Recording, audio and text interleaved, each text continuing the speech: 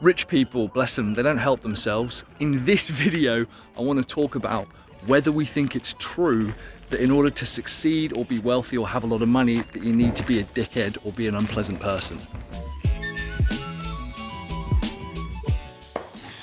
I recently had a bad experience with a customer who essentially kind of acted a bit like a petulant child and was threatening me and sending all kinds of nasty messages. This was a private consulting client who, unfortunately, is someone that I looked up to. And it raised a really interesting question for me because I admired this person. I had a lot of respect for them. I liked their business model. I liked their teachings. I liked their books, their courses, their speaking programs. And I worked with them for about 2 months. And within the space of 3 days, the last 3 days of the relationship, I might add, they devolved into a tantrum throwing, swearing, unreasonable, demanding, petulant little teenage brat. They basically became an adolescent who was throwing their toys out the pram because they wouldn't get what they want. And they even used words like, I want and I don't want. I was actually fired by this customer. I think their exact words were, you're fucking sacked, boop. And I remember the dial tone very fondly. What's interesting is that they did send me an apology email, which obviously proves that what they did was incorrect. The problem that it raised though was a deeper moral issue based around who do I look up to and who do I admire. So if I take for granted that you judge people by the company they keep, and therefore you probably judge people by the type of people they look up to. If I admired that person and thought a lot of them, but they treated people, particularly me as a supplier, so badly, does that mean that I admire the way that they would treat people so badly? And where the real crux of the problem comes from was, it wasn't the money, that wasn't a big deal. They weren't even in the top 10 paying customers that year. I was kind of heartbroken because I really admired this person and it turns out that they weren't a very nice person. And the question it raised for me was, do I have to be a bad person and a not nice person in order to be successful? Because the number one complaint that most people have is that rich people and successful people are dickheads. And of course, the problem is that the rich, successful person that I looked up to ended up being a massive dickhead. And this makes it very difficult because I know and I believe that you can be successful and you can be wealthy and you can be rich without having to be a bad person. But it's very difficult to do that when you have overwhelming evidence to the contrary. Personally, I believe that I know as many dickhead people who are wealthy as I know as many people who dickhead people who are poor. And it's not necessarily a case of how much money they've got. It's usually a case of that type of person is more likely to be themselves when they have a lot of money. Money just accelerates what you've already got. Damon John from Shark Tank says money will just get you to your problems in a Bugatti, right? It will get you to where you're going faster, but if you're heading towards a problem, it's going to take you to a problem faster.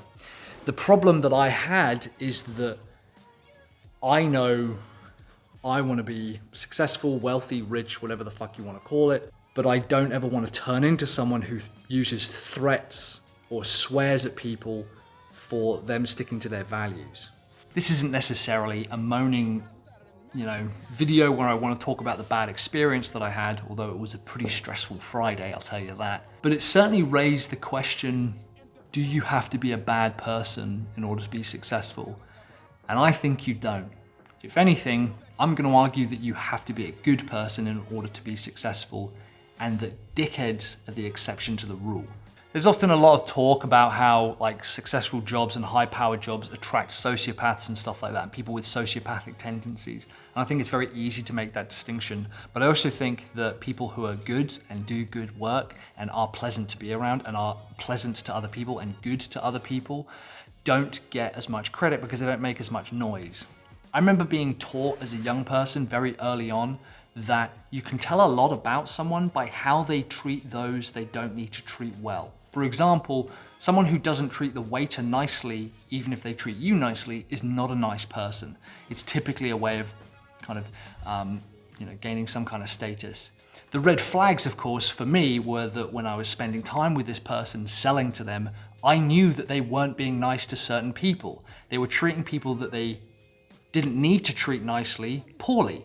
And then, of course, my relationship turned into something of a supplier rather than a partner, and it meant that I could then be treated badly. The difference was that I refused to be bullied and pushed around and be at this person's beck and call 24 hours a day, especially when they took 37 to 45 days to get back to me about a certain project. But like I said, that's kind of irrelevant. But the warning signs were there. And is it a case that I ignored them, or that I was so kind of desperate to work with them that I thought I can push past them? And what's interesting is it, if anything, has concreted or firmed up my belief that if you want to work with me, Mike Killen, you've got to be a good person. And I'm going to start qualifying people now about whether they're a good person. I, of course, have no idea how I'm going to do that. I'll figure that out later. But the interesting piece was that the people who I look up to and will continue to look up to demonstrate a level of moral integrity and value. The problem, of course, is this particular person has that facade on the outside of being a very morally righteous person, but actually it turns out deep down is a very angry person who feels that they can treat people with contempt and violence and threats, which is an extremely bully tactic, which I should have guessed kind of in the industry that they're in. But it has taught me that the types of people that I do want to work with and the types of people that I do want to look up to are more than likely great people, and people who have a value in sharing all of their knowledge with the world and want to do good things with the world. So, in conclusion, I don't think it is that you have to be a dickhead or a bad person to be successful. You are more likely to get there quicker because you're going to step on people, but it's not sustainable. And personally, I would rather have sustainable wealth and success through doing good things to people, not necessarily being nice, but certainly not being a dickhead either. Have you ever had customers just blow up in your face and you have absolutely no idea what's going wrong? Let me know in the comments down below. I've probably got a couple of videos either side here talking about other customer relations that I've got. In the meantime, I've got some free training on how to find your first marketing funnel customer down below. You can access that in the link. But yeah, thank you so much for listening to me rant on about my terrible customer experience and whether you do need to be a dickhead in order to be successful, which I don't think you do. I will see you on the next video. Keep building those funnels.